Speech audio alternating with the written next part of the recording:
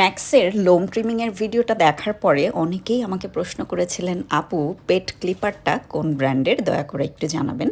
তো আজকে আপনাদেরকে সংক্ষেপে এই পেট ক্লিপারটা সম্পর্কে একটু ধারণা দিব। এই পেট ক্লিপারটা আমি কিনেছিলাম 3 থেকে 4 বছর আগে হবে এবং যথেষ্ট ভালো কাজ করছে এখনও পর্যন্ত। প্রত্যেক বছর 2 থেকে 3 বার তো আমাকে ইউজ করতেই হয়, সেই অনুপাতে যথেষ্ট বেটার ওয়ার্ক করে।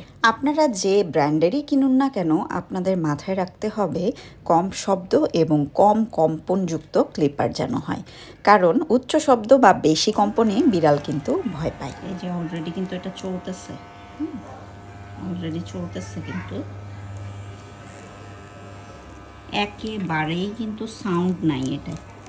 অনেকেই কিন্তু ভয় পান যে বিড়াল শব্দে প্রচণ্ড ভয় পাচ্ছে, আপু আমি কিভাবে এটা চালাবো, এটাতে একেবারেই সাউন্ড নাই।